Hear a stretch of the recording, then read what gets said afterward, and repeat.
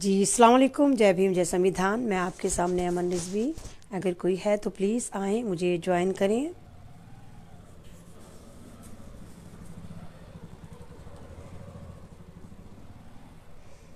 Hello.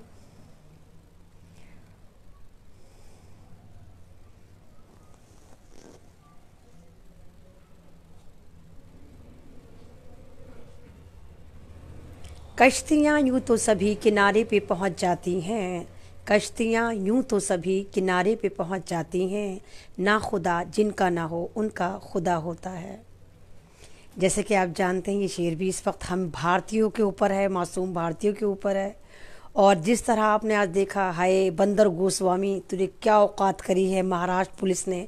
आपने देखा सुबह से बड़ा स्कैंडल चल रहा है और बंदर गोस्वामी बड़ा छटपटा रहा है, फड़फड़ा रहा है, और ख़ासकर भक्त बड़े परेशान है। हाय मेरे भक्त इतनी बुरी तरह परेशान है कि मानो उनका भगवान जेल में चला गया हो। कुछ भक्त तो यहाँ तक मशवरे दे रहे हैं कि महाराष्ट्र की सरकार को गिराकर वहाँ पर इमरजेंसी लगा देनी चाहिए, क्योंकि उनका भगवान जेल जा चुका है। भगवान इन द सेंस उनका भगवान यानी नफरतों का कारोबारी। अब सारे भगत परेशान हैं कि अब इनका जो नफरतों का कारोबार है वो किस तरह चलेगा। भगवान जी तो अंदर चले गए, भगवान नहीं शैतान जी तो अंदर चले गए। नफरतों के जो शैतान हैं उनको तो पुलिस ने पकड़ लिया। और ये वही बंदर गोस्वामी है जो कहता था पूछता है भारत, और जिस पे पूरे भारत ने कहा थूकता है भारत। अर्नब गोस्वामी तेरे ऊपर, तेरी सोच के ऊपर, तेरे चैनल के ऊपर, तेरी नफरतों के ऊपर, तो पूरे भारत ने इसके ऊपर थूका। ये वही अर्नब गोस्वामी है जो कहता था हाँ हाँ मेरे पे केस करो, मेरे पे केस करो।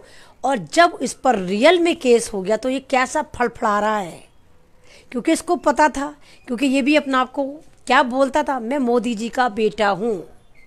इसे पूरी उम्मीद थी कि वो जो मेरे पे नफरतों का ठेका मैं उठाकर चल रहा हूँ, मैं जो बीजेपी को हर बार बचाकर ले जाता हूँ, तो मेरे पे कोई कार्रवाई नहीं होगी। और बहुत सारे लोग परेशान होंगे कि अर्नब गोस्वामी पर कार्रवाई कैसे हो गई, और वो भी इसके ऊपर दफ़ा 306 लगी जो गैर जमानती होती है, यानी उस पर कोई जमानत नहीं होगी। तो मेरे प्यारे भाइयों और बहनों, ये अभी का मामला नहीं है जहां बंदर गोस्वामी नपा है, ये सन 2018 का मामला है। सन 2018 में जब इन्हीं की बीजेपी की थोड़ी सरकार थी, एक बंदे ने खुदकुशी करी थी, और खुदकुशी करने वाला बंदर गोस्वामी की वजह से खुदकुशी करके मरा था, क्योंकि इसने उसके केस को बहुत हाईलाइट करा था। 5 करोड़ का उधार था।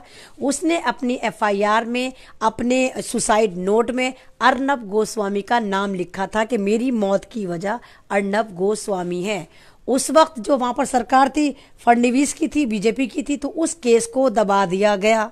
अब जब इन्होंने महाराष्ट्र सरकार के लिए पूरे जंग के पैमाने खोल दिए, जंग के तोपे खोल दी, तो महाराष्ट्र सरकार को क्या पागला समझ रखा है तुमने उद्धव ठाकरे को, कि तुम उसको बदनाम कर रहे हो वहाँ की सरकार गिराने की। फिर कोशिश में था ये झूम झूम बाबा उर्फ बंदर गोस्वामी। और जब इन्होंने महाराष्ट्र को टैग करा, लगातार हुकूमत गिराने के ड्रामेबाजी कर रहा था, तो उस पुराने वाली केस की फाइल खुल गई। और खुलने के बाद सुप्रीम कोर्ट ने कहा जाओ इस कुत्ते बंदर गोस्वामी को पकड़ के लाओ और अदालत में पेश करो। जिस तरह आपने देखा, जैसे ही सुबह इसके घर पुलिस पहुंची, सैल्यूट है उस पुलिस को, वाकई ही उसको पुलिस कहते हैं। कितने अदब के दायरे में इस बंदर गोस्वामी के घर गई, और बंदर गोस्वामी तो स्प्रिंग खा के पैदा हुआ है, आपको भी पता है। अपने घर में भी कुलाड़ियां मार रहा था, कुलाड़ियां मारा था, कुदकड़ियां मारा था, जैसे स्प्रिंग पे बैठा हो, कभी इस सोफे पे कूद रहा था, कभी उस सोफे पे कूद रहा था, पुलिस वालों को परेशान करा रहा था, और मुस्तकिल इंग्लिश में भौंकारे भौंक रहा था कि मेरे पे हरेसमेंट करा जा रहा है, मुझे परेशान करा जा रहा है, मुझे मारा पीटा जा रहा है। क्योंकि झूठ बोलने की आदत है, तो आपको पता है कि चाहे वो भाजपाई सरकार हो, चाहे उनके ये चाटुकार मीडिया हो, तवायफ मीडिया हो, इनका तो झूठ के बगैर काम ही नहीं चलता। तो झूठ बोलता रहा कि मुझे पुलिस वाले मार रहे हैं। आपको बिल्कुल एक लेटेस्ट न्यूज़ सुनाओ, शायद आपको नहीं पता होगा। अभी 1.5 घंटे पहले एक और नई एफआईआर इसकी पूरी फैमिली पर लॉन्च कर दी है महाराष्ट्र सरकार ने। एफआईआर ये है कि जब पुलिस इसके घर में पकड़ने गई, जो लेडीज पुलिस ऑफिसर्स थी, जो जितनी भी थी, उनके साथ इसके बेटे ने भी मारपीट करी, बदतमीजी करी, अर्नब गोस्वामी ने भी करी, और अर्नब गोस्वामी की जो बीवी है उसने भी करी। तो एक नई एफआईआर अभी 1-1.5 घंटे पहले और लॉन्च हुई है इनकी फैमिली के ऊपर, और ये इल्ज़ाम लगा रहा है कि मेरे पे मारा, मुझे पीटा, मेरे साथ ये करा, मेरे साथ वो करा। लेकिन वीडियो मैंने इवन अपने पेज पे वीडियो डाला कि है, पुलिस वाले हाथ तक नहीं लगा रहे। आज तक मैंने पुलिस वालों में इतना सब्र तहम्मुल नहीं देखा कि 20 मिनट तक वो इस बंदर गोस्वामी की खुशामद करते रहे और आगे पीछे फिरते रहे और सर सर करते रहे, और ये कुदकड़ियां मारता रहा, कभी इस कोने में भाग रहा था, बिल्कुल मेंढक की तरह कूद रहा था बंदर गोस्वामी। ये तो सस्ता नशा कर रखा था, क्या था, सुबह ही 6 बजे शायद पुलिस इनके यहाँ पहुंची थी, तो पुलिस वालों ने इस पे हाथ भी नहीं लगाया। और आज जब ये मजिस्ट्रेट के सामने पेश हुआ तो ये अपना एक हाथ दिखा रहा है टूटा फूटा, जो पहले से टूटा हुआ है, और जो इसकी वीडियो में कई बार हमने भी देखा। तो कह रहे देखो पुलिस वालों ने हमें मारा, मेरे साथ इस तरह करा। जब ऑडियो देखी गई या वो वीडियो देखी गई तो उल्टा इस पे ही एफआईआर हो गई, और जो लेडीज पुलिस हैं उनके साथ बदतमीजी करने पर इसके 20 साल के बेटे पे भी एफआईआर, इसकी बीवी पे, इसकी खुद पे भी एफआईआर और इसकी बीवी पे भी एफआईआर, 3 एफआईआर और नई इसने ढूंढ ली। और सारे के सारे इस वक्त फ्रीडम ऑफ स्पीच का नारा देकर सारे भाजपाई मैदान में उतर के चिल्लम चिल्ली मचा रहे हैं। फ्रीडम ऑफ स्पीच इनको कहाँ नजर आता है? जहां इनका कोई चाटुकार आतंकवादी दलाल पकड़ा जाता है। ये तो आतंकवादी बॉम्ब था। अर्नब गोस्वामी कौन था? एक आतंकवादी बॉम्ब था। इसने पूरे भारत में नफरतों का होलसेल में कारोबार कर रखा था, थोक में लेके बैठा था, नफरतें बांट रहा था फ्री फंड में। और सारे भाजपाई कह रहे हैं कि हम उसके समर्थन में। इवन एक आप जीडी बख्शी को जानते होंगे, जीडी बख्शी आरएसएस का बहुत बड़ा एजेंट है, और हमें शर्म आती है ये वाली बात कहते हुए कि किसी जमाने में वो सेना में भी होते थे। वो भी कह रहा है कि फ्रीडम ऑफ स्पीच है, अर्नब गोस्वामी को क्यों पकड़ा, इसको छोड़ो। फ्रीडम ऑफ स्पीच उस वक्त कहाँ अफीम खाकर सो जाती है जब डॉक्टर कफील को उठाया जाता है। फ्रीडम ऑफ स्पीच उस वक्त कहाँ गारत हो जाती है जब दिल्ली दंगों में मास्टर माइंड बता बताकर सोशल एक्टिविस्ट को उठाया जाता है, चाहे वो खालिद सैफी हो चाहे वो दूसरे लोग हों। फ्रीडम ऑफ स्पीच सिर्फ तुम्हारे लिए जब तुम्हारे आतंकवादियों को उठाया जाता है। तो इस वक्त बीजेपी के जो चौबारे में बड़ा सन्नाटा है, और हम सारी पब्लिक पूछता है भारत, ये जो और आतंकवादी चैनल बचे हैं ये कब उठेंगे? अंजना ओम कश्यप कब नपेगी? रूबी का लियाकत कादियानी कब जेल में जाएगी? वो तिहाड़ी वो कब जाएगा? और बदतमीज देवगन तू कब जाएगा? और वो दीपक चौरसिया तू कब जाएगा? पूछता है भारत अब इन लोगों से भी कि ये कब नपेंगे, क्योंकि इसके बाद ये भी नफरत के बहुत बड़े बिजनेसमैन हैं और कारोबारी, जिन्होंने भारत को सिर्फ तोड़ने का काम किया, नफरत फैलाने का काम किया। मंदिर, मस्जिद, गायें, गोबर, मॉब लिंचिंग, सिर्फ यही काम करा इस मीडिया ने। और अब महाराष्ट्र पुलिस ने जब इनको उठाया तो इनके पेट में मरोड़े उठ रहे हैं, लेबर पेन ले रही है बीजेपी सरकार, और सारे के सारे अर्नब गोस्वामी के हक में उतर कर आ गए। नहीं, अर्नब गोस्वामी तो बड़ा सच्चा आदमी था, सच्चा तो होगा ही इनके नज़र में, तो सच्चा है तो पक्के झूठी पार्टी है, ये तो आतंकवादियों की पार्टी, तो इनको तो लगेगा कि वो सच्चा है। तो भाइयों मुबारक हो, एक चैनल बंद हो गया, और महाराष्ट्र पुलिस को सैल्यूट, महाराष्ट्र गवर्नमेंट को सैल्यूट कि वाकई उसने हमारा कॉन्स्टिट्यूशन पर एक बार फिर यकीन बहाल कर दिया कि भारत में संविधान अभी जिंदा है।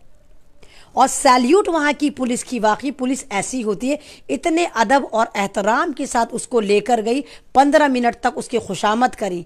काश पूरे भारत की पुलिस महाराष्ट्र पुलिस से कुछ सबक सीखे और इसी तरह उठाए, क्योंकि हमने तो जब भी देखा, हमें तो मासूमों को मरते हुए देखा, पिटते हुए देखा। इस गुंडी पुलिस से, इस जो सर्टिफाइड गुंडे हैं, वर्दी वाले गुंडे, इनसे पिटते हुए देखा, चाहे वो लॉकडाउन हो। इस पुलिस ने कैसा मजदूरों को डंडों से, लाठियों से कैसे दौड़ा दौड़ा के मारा, चाहे वो लॉकडाउन में हम घरों में कैद हो, मार्केटों में जाते कैसे मारा, कितने लोग इस पुलिस के डंडों से मर गए, चाहे वो एनआरसी हो, कैसे जितने भी वो प्रोटेस्ट कर रहे थे गोलियां मारी। तो हमने तो इस पुलिस का हमेशा आतंकवादी चेहरा देखा था, लेकिन मैंने अपनी लाइफ में पहली बार पुलिस का इतना जबरदस्त रूप देखा जो अर्नब गोस्वामी के घर में चल रहा था। बहुत बार मैंने आंखें मली, आया कहीं ये किसी फिल्म का शॉट तो नहीं है जो इतनी इंसानियत दिखाई जा रही है पुलिस की। हमारी पुलिस तो ऐसा काम कर ही नहीं सकती। लेकिन अब समझ में आया कि महाराष्ट्र पुलिस दुनिया की टॉप 10 पुलिस में क्यों आती है। वाकई ही आती होगी, क्योंकि उसके अंदर बहुत सब्र तहम्मुल है और इंसानियत है। जो पुलिस एक आतंकवादी को उठाने जाए और इतना सब्र कर ले, तो वाकई बहुत ग्रेट पुलिस होगी, क्योंकि अर्नब गोस्वामी एक आतंकवादी से ज़्यादा कुछ नहीं है। और दफ़ा 306 जो लगी है, तो इंशाल्लाह आप देखिए कि अभी हाल फिलहाल में ये जेल से वापस नहीं आएगा।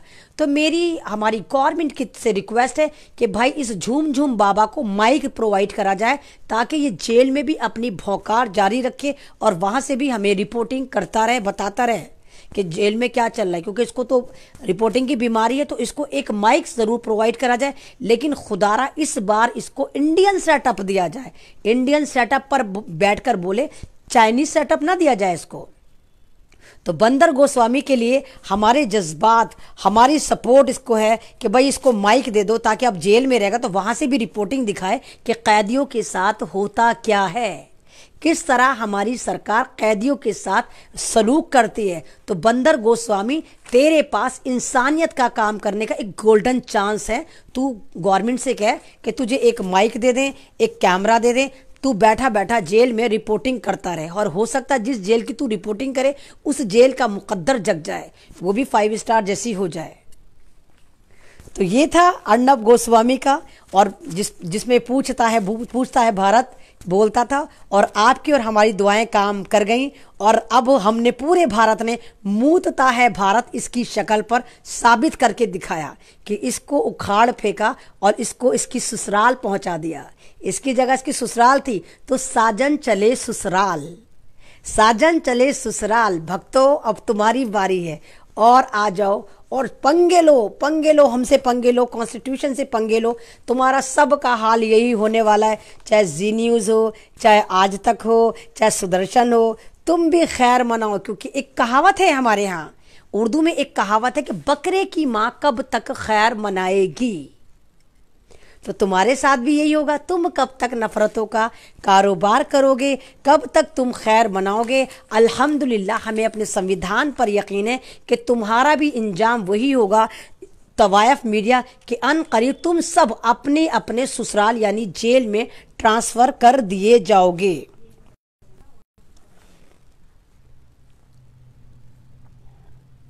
अब मैं आपके पास आ जाती हूँ।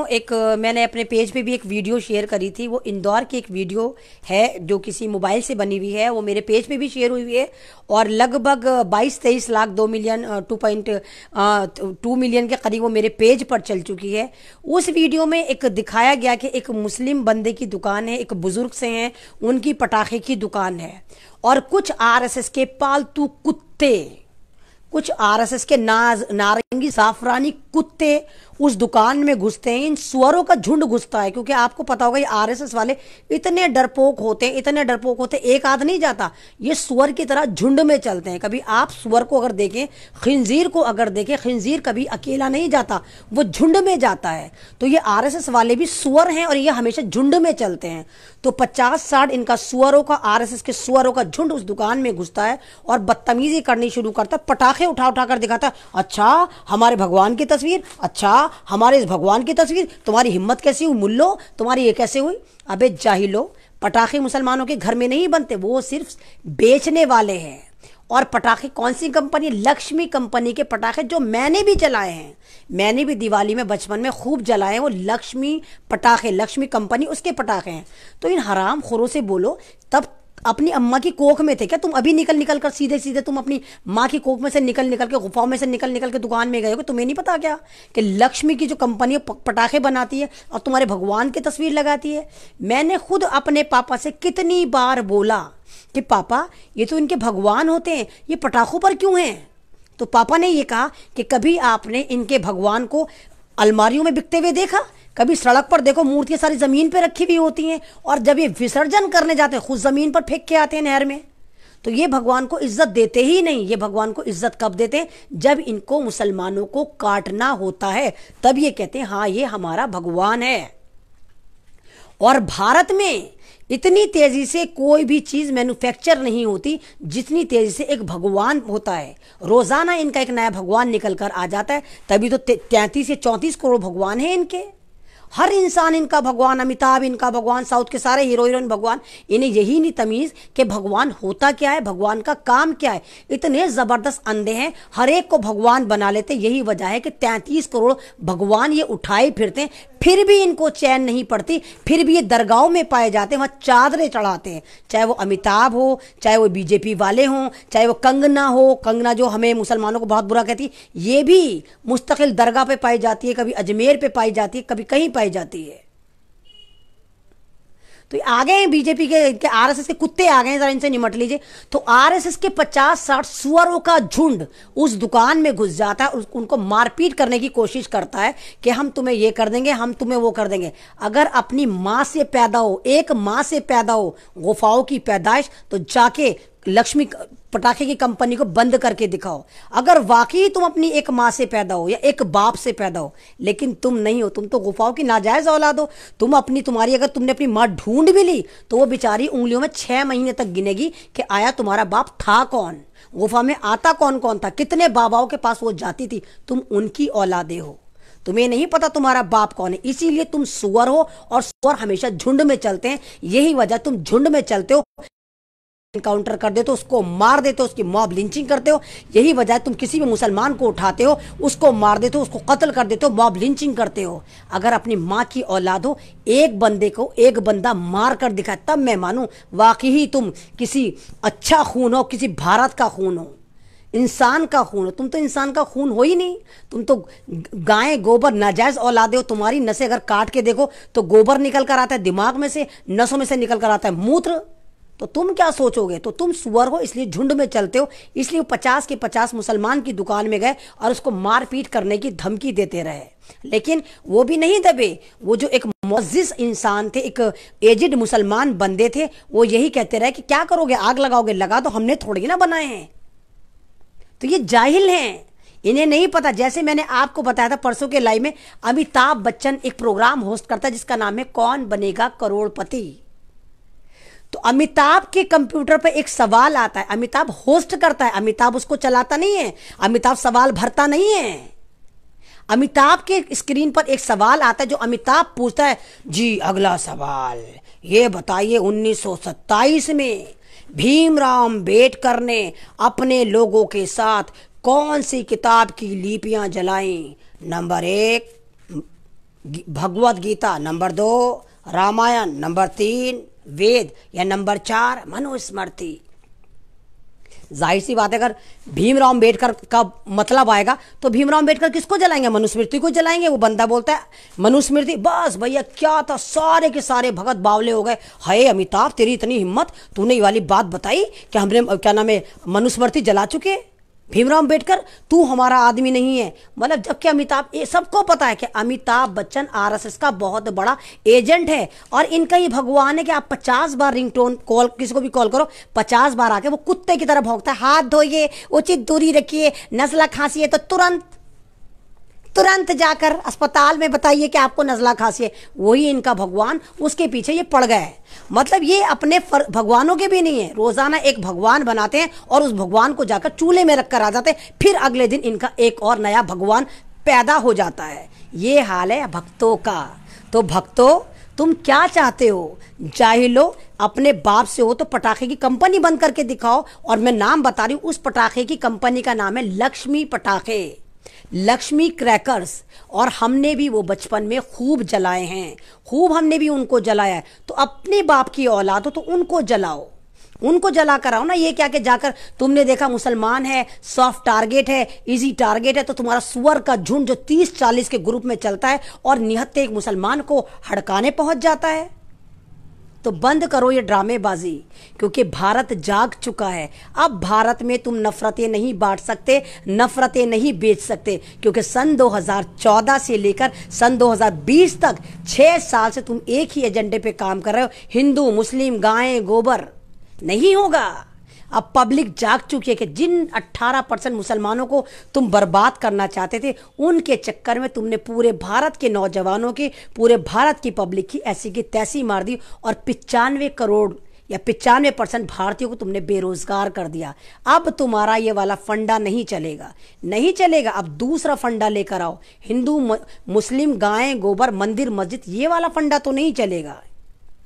और यही वजह है कि स्ट्रीम मीडिया थोड़ा सही होने की कगार पर है। और अंजना ओम कश्यप ने गुलाटी मारनी शुरू कर दी है। अंजना ओम कश्यप को भी वो ये ना कि अब प्रिडिक्शन उसको भी नजर आ रही है कि उसके साथ भी क्या होने वाला है, तो हल्की हल्की वो भी गुलाटी मार रही है।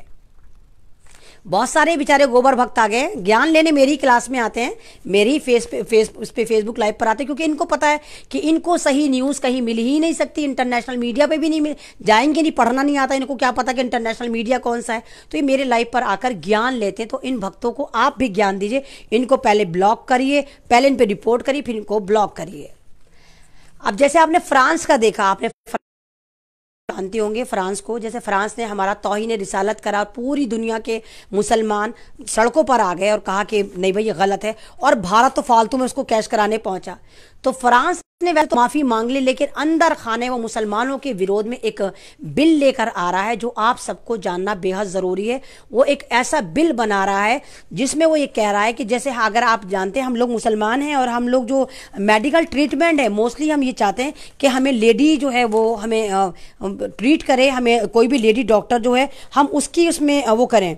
तो मुस्लिम समाज पर जो है एक तहजीबी जंग मुसल्लत करने जा रहे हैं, हमारे मुस्लिम समाज पर ये फ्रांस वाले एक तहजीबी जंग मुसल्लत करने जा रहे हैं। और एक ऐसा बिल बनाया है कि अब फ्रांस में कोई भी मुसलमान लेडी जिसकी डिलीवरी होती है तो वो मर्द ही करेगा, और अगर वो औरत मना करती है तो 70,000 यूरो का जुर्माना करा जाएगा और 5 साल की जेल करी जाएगी।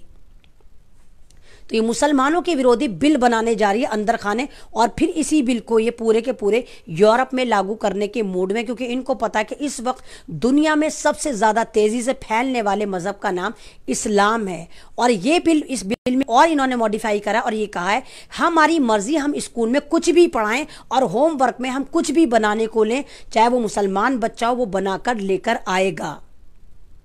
तो ये बिल जो है मुसलमानों के अगेंस्ट फ्रांस बनाने जा रहा है। तो भक्तों, तुम तो अज्ञानी, तुम्हें तो कुछ समझ में आया नहीं होगा, तुम्हें तो ना फ्रांस पता, तुम्हें तो ये नहीं पता कि फ्रांस कोई मुल्क भी है। हाँ, तुम तो बस जबरदस्ती कूदोगे, गालियां दोगे। तो ये सिर्फ उन लोगों के लिए जो ज्ञानी हैं, बुद्धिजीवी हैं, जो मेरे भाई हैं, जो मेरी फैमिली से हैं, मेरे फेसबुक में मेरे साथ जुड़े हुए, ये नॉलेज मैं उनको बता रही थी। भक्तों, तुम्हारे लिए नहीं है, तुम अपना गोबर का ढक्कन खोल के हवा लगाते रहो और अपनी सड़ांध जो है वो समाज में फैलाते रहो, क्योंकि तुम भारत में सुअरों का झुंड हो। जितने भी तुम भक्त हो तुम सुअरों का झुंड हो। और सुअर क्या खाता है? गंद खाता है, गंदगी, सब सारी चीजें। सुअरों को आगे आप कितना ही खाना डाल दो, ये जाके फिर भी सीवर में ही मुंह मारते हैं। तो तुम वो सुअर हो, आरएसएस के पालतू भक्तों, कि तुम सिर्फ सुअर ही खाते हो, गंदगी खाते हो, गिलासती खाते हो, नाली में मुंह मारते हो। तुमसे तो इंसानियत की कोई उम्मीद है नहीं, तो तुम लगातार गालियां देते रहो और अपना वैसलीन का ढक्कन खोल के गोबर के वायरस पूरे समाज में फैलाते रहो। लेकिन अन करीब हम तुम्हें पकड़ पकड़ कर गोबर ग्रह में डालेंगे। तुम्हारे लिए एक स्पेशली ग्रह बनाएंगे हम, जिसका नाम रखेंगे हम गोबर ग्रह। वहां पर हम तुम्हें ट्रांसफर करेंगे। एक लेटेस्ट न्यूज और निकल कर आ रही है, बेबू पानी देना, सॉरी थोड़ा हलक सूख गया, सॉरी। एक लेटेस्ट न्यूज और निकल कर आ रही है। जैसे कि आप जानते हैं अमेरिका में इलेक्शन थे, और अमेरिका के इलेक्शन से एक दिन पहले चाचा ट्रंप ने एक जोरदार स्पीच दी और उन्होंने कहा कि ये जो इलेक्शन हो रहे हैं, या जो ये जो महामारी फैल रही थी जिसका नाम कोरोना वायरस था, ये कोरोना वायरस कोई था ही नहीं, एक ब्लंडर था, एक फ्रॉड था, एक झूठ था जो हमने फैलाया था। हमारे मुल्क में कोई भी मर रहा था, कैंसर से मर रहा था, दूसरी बीमारी से मर रहा था, हमने उसका नाम रखा कोरोना वायरस। ये मैं नहीं कह रही, ये चचा ट्रंप ने बोला। और जिनको यकीन ना है वो चचा ट्रंप की स्पीच जाके सुन लें। और बाकी चचा ट्रंप बड़े कूद कूद के डांस कर करके ये वाली बात बताकर ये एडमिट कर रहे थे। और उन्होंने, चचा ट्रंप ने भारत के मुंह पे भी लपाटा मारा, जोरदार लपाटा मारा, और कहा कि वो लोग कितने कमीने हैं, कितने चालाक हैं, जो हमें डेटे दे रहे थे 70 लाख पेशेंट हो गए, 80 लाख पेशेंट हो गए, क्योंकि कोरोना तो कोई था ही नहीं। और इन्होंने हमें कहा कि हमने अमेरिका वालों ने कोरोना पे सही से हैंडल नहीं करा। तो हम हैंडल क्या करते? कोरोना तो कुछ था ही नहीं, एक फर्जी वाड़ा था। ये मैं नहीं बोल रही, ये चचा ट्रंप बोल रहे हैं। वही चचा ट्रंप जो भक्तों के भगवान की औलियां कौलियां भर रहे थे, और जिनके लिए भक्तों के भगवान ने नमस्ते ट्रंप आयोजित करा था।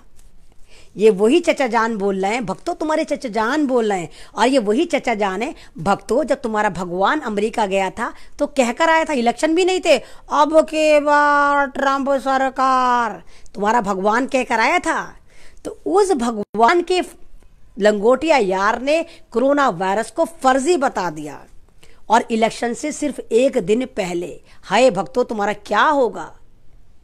और उससे भी बड़ी हिट ये हुई आज अभी रिसेंटली चचा ट्रंप ने अनाउंस कर दिया, विक्ट्री स्पीच दे दी। अभी रिजल्ट पूरे अनाउंस नहीं हुए, उन्होंने विक्ट्री स्पीच दे दी और उन्होंने कहा मैं जीत रहा हूं अमेरिका में, और अगर किसी ने मुझे हरवाने की कोशिश करी तो मैं उसकी ईंट से ईंट बजा दूंगा, क्योंकि मैं जीत रहा हूं।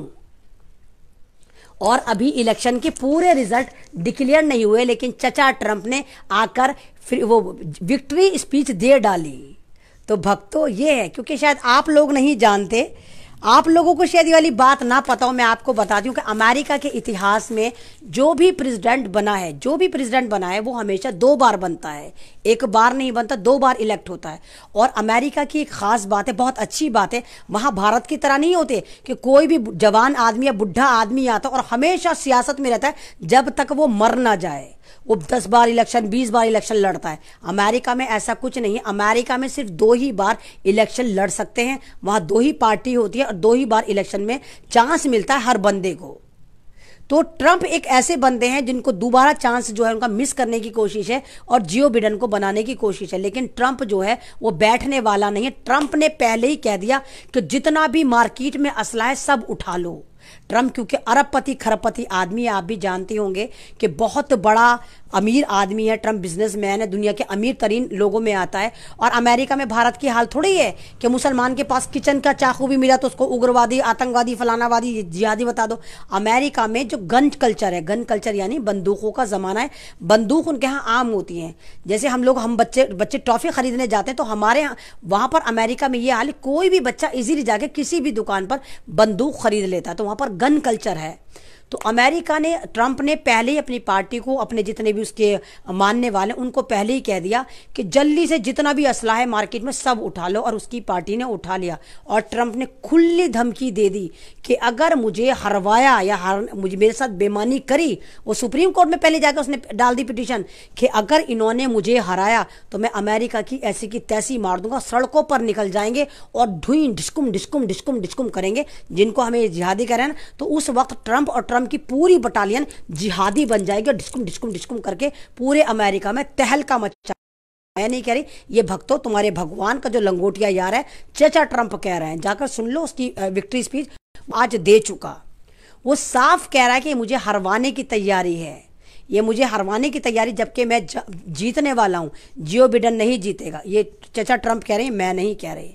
तो इंतजार करो कि ऊंट किस करवट बैठता है। और इत्तेफाक की बात यह है कि ट्रंप ने भारत को भी इस तरह नंगा कर दिया।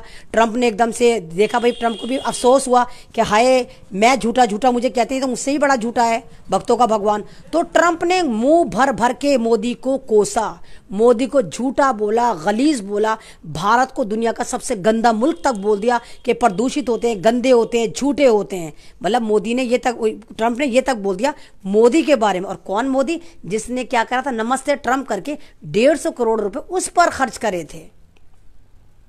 तो अब अंदर खाने हमारा भारत भी नहीं चाहता कि चचा ट्रंप जीते, ये भी ये चाहते किसी भी तरह जियो बिडेन आ जाए। तो अब देखिए कि आगे आगे क्या होता है, चचा ट्रंप आते हैं या जियो बिडेन आते हैं। और अगर चचा ट्रंप आ गए तो भी ड्रामे होंगे, और अगर जियो बिडेन आ गए तो पूरा अमेरिका सड़कों पर उतर जाएगा और एक नंगा नाच शुरू होगा, एक खून की होली खेली जाएगी। क्योंकि इजराइल और यूरोप नहीं चाहता कि ट्रंप इस बार आए, कि ट्रंप उनका कहना मान नहीं रहा, जो जिस तरह कहते हैं। चाहे ट्रंप कैसा भी सही, मेरे भाई और बहनों, ट्रंप दुनिया का सबसे बदतरीन प्रेसिडेंट होगा, लेकिन ट्रंप की एक खास बात रही, अगर आप देखें कि ट्रंप जितने भी साल रहा किसी भी नए मुल्क से पंगा नहीं लिया, कहीं जंग नहीं हुआ। जबानी हमले इसने बहुत करे, जबानी तौर पर बहुत बोला, ये कर देंगे वो कर देंगे, लेकिन रियल में उसने किसी भी मुल्क पर अटैक नहीं करा। इवन जिस अफगानिस्तान को बर्बाद करने के लिए अमेरिका पड़ा हुआ था, वहां से फौज भी ट्रंप ने वापस बुलाई और अफगानिस्तान को बिल्कुल छोड़ दिया, सिक्योर कर दिया। अब वो बात अलग है कि अमेरिका खुद चाहता था कि खुद ही यहाँ से निकल जाए, क्योंकि इतना नुकसान हो रहा था।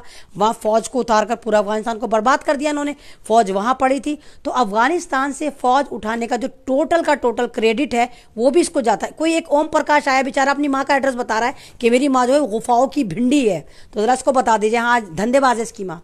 तो ये वाला जो श्रेय है वो भी ट्रंप पे जाता है। ट्रंप ने जबान से बेशक बहुत बदतमीजियां करी हो, बहुत कुछ नफरतें बांटी हो, लेकिन अगर सच में जाकर एक तरह से उसको रीड करा जाए तो ट्रंप के ज़माने में किसी भी मुल्क से कोई जंग नहीं हुई।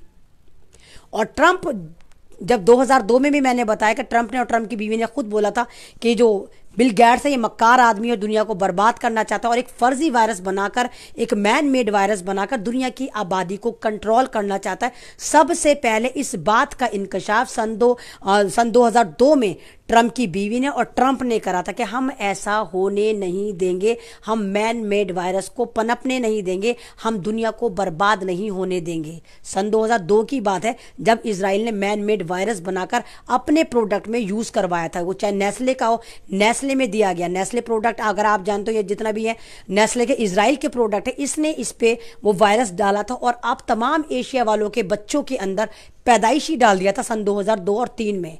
वो स्लीपिंग मोड में था, जो इन्होंने अब एयर बॉन्ड छोड़कर उसको जगाया है, जिसको ये कोरोना वायरस कह रहे हैं। वो इन्होंने पिछले साल हवा में ऐसे केमिकल छोड़े जिससे वो जाग गया। लेकिन फिर भी ये वायरस इतना खतरनाक नहीं है कि कोई बंदा मर जाए। जस्ट लाइक नज़ला खांसी है, जिनकी इम्यूनिटी कमजोर होती है वो तो मे भी एक बार को मर जाए, अदरवाइज नहीं मरते। अभी आपको मैं एक वाकया बताऊं, बेटो पिटो पानी दो।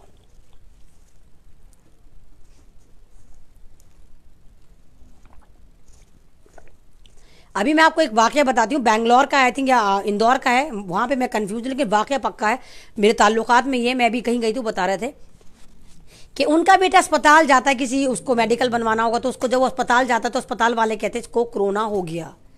तो कहते कोरोना हो गया। जब उसकी फैमिली के पास फोन आता है, फैमिली हॉस्पिटल में जाती है तो कहते हैं तुम्हारा बेटा मर गया, कोरोना से मर गया। उसको पैक कर देते हैं और कहते हैं कि बस इसको ऐसे ही जाते ही, वो अमीर करोड़पति बंदे थे, वो इंदौरी है शायद, अमीर करोड़पति बंदे थे। वो कहते हैं कि नहीं नहीं हम कैसे मान लें, तो कहते हैं डेड बॉडी नहीं देंगे। तो वो कहते हैं ऐसा कैसे मान लें, कैसे नहीं दोगे, डेड बॉडी हमें दो। तो अस्पताल वाले उनसे कहते हैं कि एक शर्त पे देंगे, जब तुम इसकी बॉडी को खोलोगे नहीं। वो फैमिली तैयार हो जाती है, उस नौजवान को, हट्टे कट्टे मुसलमान नौजवान को अपने घर ले आते हैं। और क्योंकि उन्होंने वादा करा होता, उनके साथ 2-4 वहां से चाटुकार पिट्ठू भी आए होते हैं, पुलिस वाले भी आए होते हैं, तो वो कहते हैं नहीं गुसल तो हम देंगे, लेकिन तुमने जो पैक करा है हम इसको नहीं हटाएंगे। तो जैसे ही वो गुसल करने के लिए उसकी फैमिली वाले बाल्टी की बाल्टी उस बंदे पर डालते हैं, वो बंदा उठ बैठता है, इनके हाथों से तोते, पुलिस भाग जाती है। वो लड़का कहता है मैं तो सही सही अस्पताल में गया था, उन्होंने कहा तुम्हारा चेकअप कर रहे हैं, चुबाई थी इन्होंने, कोई इंजेक्शन लगाया था, उसके बाद मुझे पता नहीं क्या हुआ। तो आपको पता है ये ड्रामा हो रहा है कि उसके पैर में कोई ऐसा केमिकल डाल दिया था ताकि वो बेहोश हो जाए, मरा हुआ लगे, उसको पैक कर दिया। जब उसको आप दफना देंगे तो उसका दम घुट जाएगा, वो मर जाएगा। और जैसे ही उस पर पानी डाला तो उस दवा का असर खत्म होना शुरू हो गया। यही वजह ये लोग कहते हैं कि नहीं दफना दो, नहीं उसको नहलाओ मत। तो ये उसका असर हुआ। तो ये ड्रामेबाजी इन्होंने मुसलमानों के साथ कोरोना में करी। और यही वाली बात है जो अमेरिका में ट्रंप बता रहा है कि कोरोना वायरस एक फर्जी वायरस था। तो शुक्रिया, अल्लाह हाफिज़। मेरा लाइव अगर आपको अच्छा लगता है, सारे टॉपिक मैंने क्लियर कर दिया, मुझे नहीं मालूम आपको समझ में आए हैं या नहीं आए हैं। बस मैं यही कहूँगी प्लीज़ जाग जाइए, भारत आपका है। बिहार में इलेक्शन है, आपने जैसे देखा कि ज़बरदस्त तरीके से धांधली चल रही है वहाँ पर। ये पूरा का पूरा पोलिंग बूथ के सामने से मशीनें गुजार रहे हैं जिसमें इनके पास ट्रांसमिशन लगे हुए हैं और वो मशीनों को हाईजैक कर रहे हैं अंदर वाली। और बहुत सारी रिपोर्ट्स निकल के भी आ रही हैं कि बीजेपी को वोट डालना है, एक वोट डालो तो भी बीजेपी को जा रहे हैं। तो ये सब चीज़ें आपको देखनी पड़ेंगी, आपको अवेयर होना पड़ेगा। जितने भी बिहार में पोलिंग बूथ्स हैं उसके बाहर आपको अवेयर होना पड़ेगा कि कोई गाड़ी तो नहीं गुजर रही है, कोई गाड़ी लगातार खड़ी तो नहीं है। अगर खड़ी है तो उसकी तलाशी लीजिए और उसको हटाइए, क्योंकि उसमें ट्रांसमिशन है जो ईवीएम मशीन को हैक कर रहा है। तो ये आपकी जिम्मेदारी, क्योंकि बिहार में इनकी हार साफ नजर आ रही है, लेकिन ये तो बहुत चालाक है, तो बेईमान है, ये ईवीएम वाली सरकार है, कुछ ना कुछ ये ड्रामा कर रहे होंगे। जैसे आपने देखा कल भी तहलका.com ने 10-12 लड़कों को पकड़ा है जो ईवीएम हैक कर रहे थे, उनको कुछ नंबर दिए गए थे और 1,000 पे कहीं से लेकर आए थे और वो मशीनें अंदर लेके बाकायदा चले गए थे और उन मशीनों को हैक कर रहे थे। तो बिहार में भी ये कुछ सब कुछ चल रहा है और बिहार को बचाना, बिहार में इन बीजेपी को उखाड़ के फेंकना आपकी जिम्मेदारी है, बिहार वासियों की जिम्मेदारी है, बिहार की जनता की जिम्मेदारी है, बिहार की उस एडमिनिस्ट्रेशन पर जिम्मेदारी है जो वहां की हुकूमत को चेंज करना चाहता है। तो अपनी आंखें खुली रखिए, अपना दिमाग खुला रखिए और देखिए उन तमाम बार कि आया कोई ऐसी अप्रिय घटना तो नहीं हो रही, कोई गाड़ी तो नहीं, कोई मशकूक आदमी तो नहीं जा रहा। और इस तरह आप इस इलेक्शन को कामयाब बनाएं और फिर एक मुहिम चलाएं बहुत बड़े पैमाने पर कि भारत में हमें इलेक्शन पेपर पे चाहिए, हमें नहीं चाहिए मशीन पे, क्योंकि ये जवानों का देश है, ये किसानों का देश है और जवान और किसान इतने अक्लमंद नहीं होते, इतने पढ़े लिखे नहीं होते। ये जहाँ का कल्चर है यूरोप का, वहीं पे मुबारक। हम भारतीय हैं और हमें पेपर पे इलेक्शन चाहिए आने वाले सन 2022 में भी और आने वाले सन 2024 में भी। अब आप इसके लिए मुहिम उठाइए, क्योंकि आपको पता है हमारी अपोजिशन हमारे साथ नहीं है, अपोजिशन ने कभी वाला मुद्दा उठाया ही नहीं। अपोजिशन को खुद पता है कि अब ये बेईमानी कर रहे हैं, बाद में हम बेईमानी करेंगे। तो ये अब आपकी जिम्मेदारी, क्योंकि आप जनता हैं और जनता पावर में होती है और जनता की पावर है, या हमारे पास वोट की पावर है, हमारे पास राइट्स की पावर है। एक और बकवास करना आया कि बकवास भौंक रहा है क्योंकि वो खुद ही गोबर भक्त है, तो इनको भी जरा आप सिमट लिए। तो ये आपकी पावर है, आप 137 करोड़ हैं और भारत आपका, इस भारत को बचाने की जिम्मेदारी आपकी है और वही सरकार, वही नेता अपने बीच में चुनकर लेकर आइए जो आपके फेवर में बोलते हैं। आप उन्हीं पार्टी को मौका दिए जो आपसे जुड़े हुए हों। तो क्योंकि ये भारत आपका है, सभी का खून शामिल है यहाँ की मिट्टी में, किसी के बाप का हिंदुस्तान नहीं है। तो ये हमारा और आपका, अशफाकुल्ला का भारत है, भगत सिंह का भारत है, भीमराव अंबेडकर का ख्वाब है और इस संविधान को बचाना, इस भारत को बचाना आप सबकी जिम्मेदारी है। तो शुक्रिया, अल्लाह हाफिज़। मेरा लाइव अगर आपको अच्छा लगता है तो मेरी आवाज़ को आगे प्रमोट करिए, मुझे शेयर करिए, मुझे फॉलो करिए और अगर कुछ बात मेरी बुरी लगती है तो मैं आप सबसे हाथ जोड़कर माफ़ी मांगती हूँ। बंदी बशर हूँ, गलतियाँ हो जाती हैं। शुक्रिया, अल्लाह हाफिज़। जय भीम, जय संविधान, जय कलाम, जय जवान, जय किसान और जय भारत। अल्लाह हाफिज़।